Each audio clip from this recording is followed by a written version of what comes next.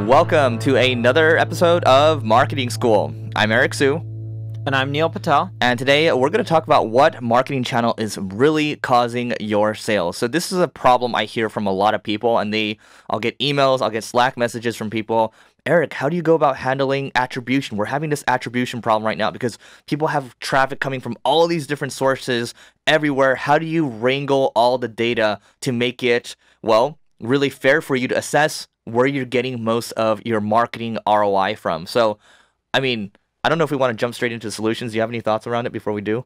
No, let's get into solutions. All right, so here's some solutions around it. So the one tool I've been talking about, if you are, let's say you're a direct response marketer, you're selling info products, you are selling software, using a tool like Wicked Reports can help you. So Wicked Reports will basically take the data that you have coming in from AdWords, from Facebook, and then the email service provider that you have.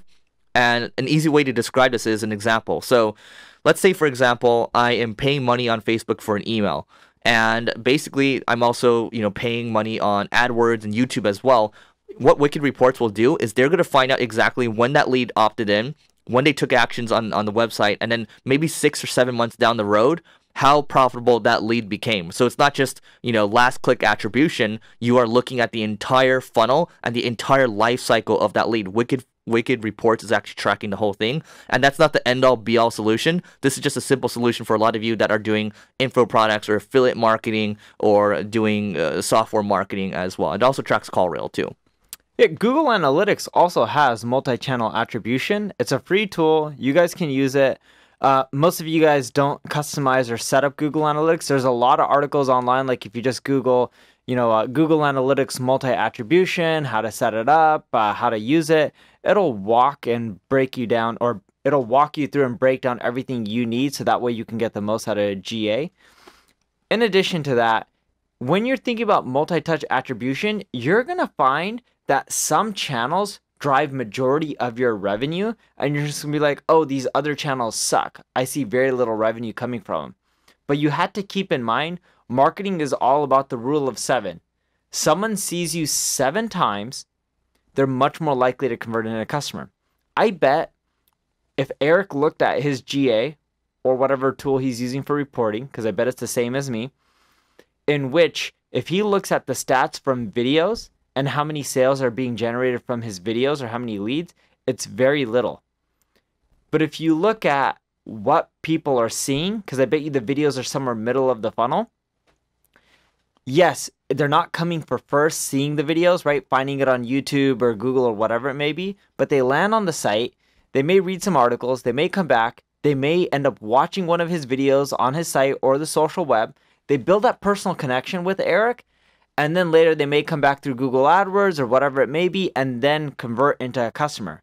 So when you're doing multi-touch attribution, keep in mind, you can't always put a price on goodwill. And some of the stuff that you're doing on the social media sites won't show up in your analytics, and it never will. Yeah, I think an easy way to describe this is when you're playing basketball, it's not just one person doing all the work. You're passing the ball around. Let's look at the Cavs, for example, right now, because they're in the finals with the Celtics, right?